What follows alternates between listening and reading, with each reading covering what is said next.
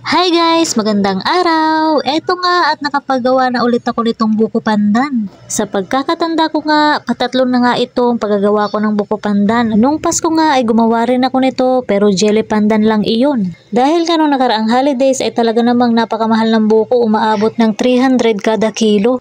Compare naman ngayon ay nasa 150 kada kilo lang. Every holidays na lang at talaga namang dumodoble ang presyo ng mga bilihin. Anyways nga mga guys, ito nga at nakapag-prepare na ako ng mga gagawin nating creamy buko pandan. Tara na, simulan na natin!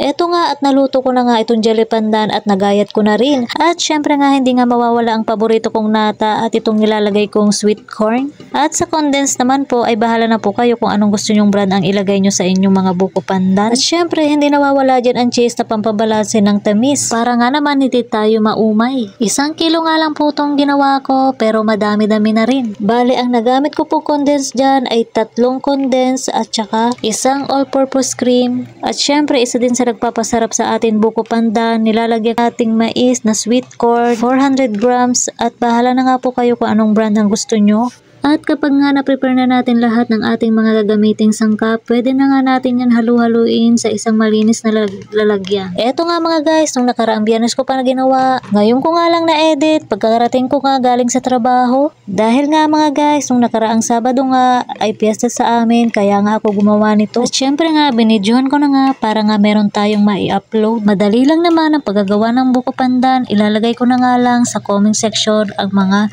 ingredients na ginamit ko. Ito nga palang buko pandan mga guys, isa nga ito sa mga paborito kong dessert. Kayo ba guys, anong paborito nyong dessert? Ay siya mga guys, balik na tayo dito sa ating ginagawang buko pandan. Ito nga at nilagay ko na nga yung all-purpose cream at saka nga isusunod na nga rin natin yan yung condensed. Tignan nyo naman at napaka-creamy at mukhang napakasarap talaga nitong ginagawa kong buko pandan. At kapag nga napagsama-sama na natin lahat ng ingredients ay halu-haluin na nga natin itong ating ginagawang buko pandan.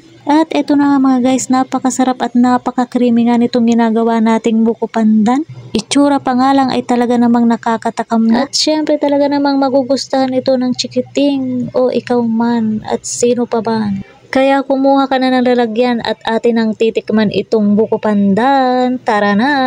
At syempre nga ako muna ang unang titikim dahil nga ako ang gumawa at eto napakasarap nga ng aking ginawang buko pandan. At kung umabot nga po kayo dito ay maraming salamat po at nagustuhan itong video na ginawa ko. Sana nga po patuloy pa rin nyo akong pasuportahan sa aking mga ginagawa. At eto nga po binalot ko na nga po dito sa plastic ng yelo at nakagawa po tayo ng buko pandan na 12 pieces. Ay siya, hanggang dito na lamang po. Maraming salamat po sa panonood. Ingat kayo palagi. Bye! God bless po!